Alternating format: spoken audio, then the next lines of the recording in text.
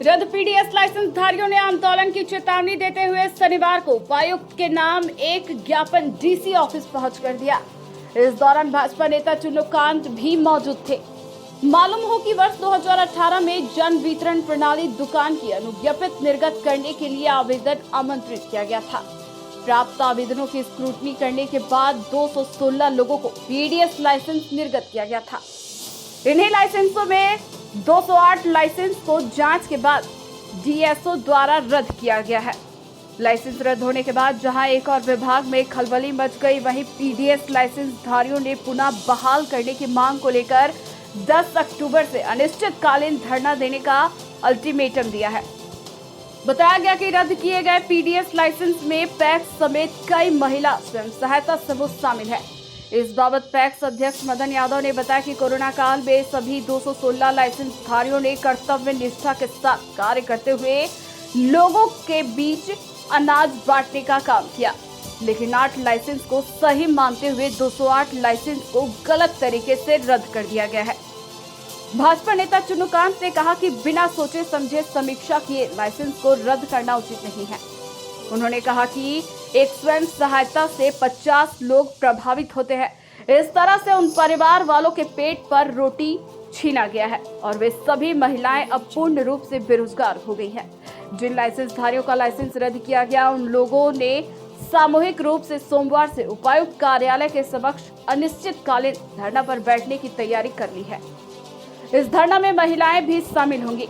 मौके पर केदार यादव, जागेश्वर यादव, मुस्तकीम अंसारी, अजहर आलम, मदन यादव आदि कई लाइसेंसधारी लोग शामिल थे। इधर डीएसओ गौतम कुमार भगत ने बताया कि पीडीएस दुकानों के मामले में विधि सम्मत कार्यवाही की गई है।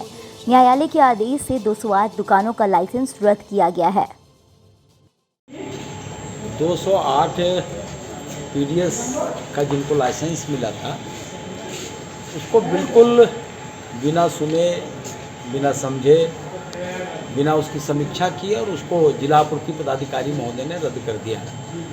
और आज सैकड़ों की संख्या में 208 स्वयं सहायता समूह का आप अगर आकलन करें तो एक स्वयं सहायता समूह में हम समझते हैं करीब 50 लोग प्रभावित होते हैं। 15 लोगों का समूह होता है, उनके परिवार को अगर जोड़ दीजिए तो 3 से भी जोड़िएगा, 4 से तो लगभग 50 लोग हो जाते हैं। 208 के और वरीय पदाधिकारी के उपस्थिति में ये तय हुआ है।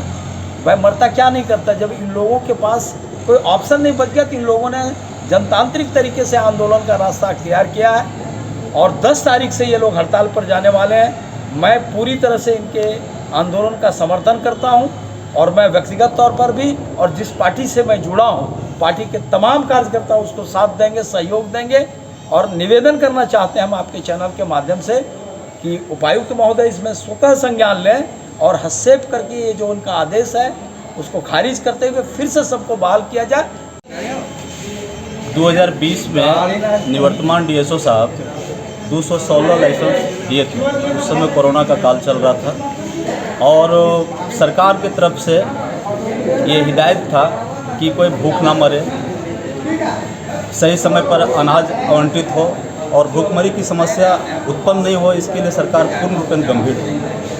तो उसी काल में पैक्स प्लस एसएसजी महिला ग्रुप को 216 लाइसेंस दिया गया, जिसमें आपके संदिग्ध में आप सभी गरीब परिवार से के लोग जुड़े हुए हैं। ऐसी परिस्थिति में पुनः बहाल की जाए और नहीं तो हम लोग चरणबद्ध आंदोलन के लिए बाध्य हैं। आज एसडीओ साहब से हम लोग को परमिशन मिल गया है और 10 तारीख से हम लोग धरना का कार्यक्रम, जब तक ये हम लोग का मांग पूरा नहीं हो जाएगा तब तक हम लोग का जारी।